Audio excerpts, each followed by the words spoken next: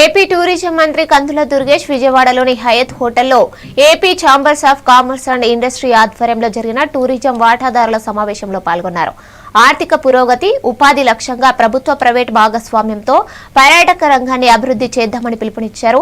పెట్టుబడులు తీసుకొచ్చేందుకు కృషి చేస్తే అవసరమైన రాయితీలు, ప్రోత్సాహకాలు అందిస్తామని హామీ ఇచ్చారు. యువతకు ఉపాధి కల్పించడమే ప్రభుత్వ తొలి ప్రాధాన్యత అని తెలిపారు. నూతన పర్యాటక పాలసీతో పాటు ఈ రంగానికి పారిశ్రామిక హోదా కల్పించామని పేర్కొన్నారు. ఈ సందర్భంగా నవంబర్ 15 నుండి ప్రారంభమయ్యే Vijayawada Singapore non stop flight పోస్టర్ను మంత్రి ఆవిష్కరించారు. ఇన్వెస్టర్లకు అన్ని విధాల తోడ్పాటు అందిస్తామని హామీ ఇచ్చారు.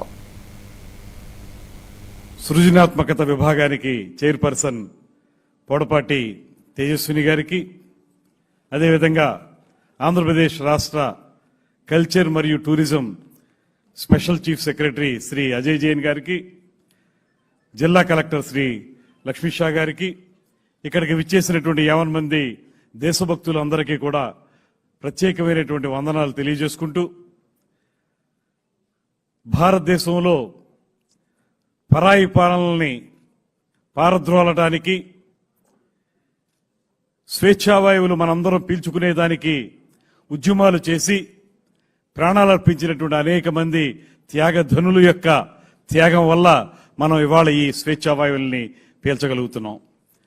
అటు ఆ రోజున స్వాతంత్ర సమరం ప్రారంభించిన తొలి రోజుల్లో ఉన్నటువంటి బాలగంగాధర్ తిలక్, నేతాజీ సుభాష్ చంద్రబోస్ లాంటి అతివాదులకు గాని, గోపాలకృష్ణ గోఖలే, మహాత్మా గాంధీ లాంటి మితవాదులకు గాని వారు చేసిన ఉద్యమానికి జీవగర్రగా నిలిచినటువంటి ప్రధానమైన గీతం వందే మాతర గీతం అనేటువంటి మాటని ఈ సందర్భంగా మనం గుర్తు చేసుకోవాలి.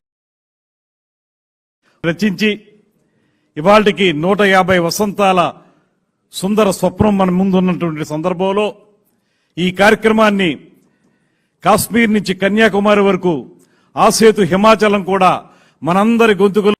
ఆధునిక ఆంధ్రప్రదేశ్ నిర్మాత, సృజనాత్మకత విభాగానికి చైర్పర్సన్ పొడపాటి తేజస్విని గారికి, అదేవిధంగా ఆంధ్రప్రదేశ్ రాష్ట్ర కల్చర్ మరియు tourism special chief secretary Shri Ajay Jain గారికి, జిల్లా కలెక్టర్ శ్రీ లక్ష్మీ షా గారికి, ఇక్కడికి విచ్చేసినటువంటి 50 మంది దేశభక్తులందరికీ కూడా ప్రత్యేకమైనటువంటి వందనాలు తెలియజేసుకుంటూ,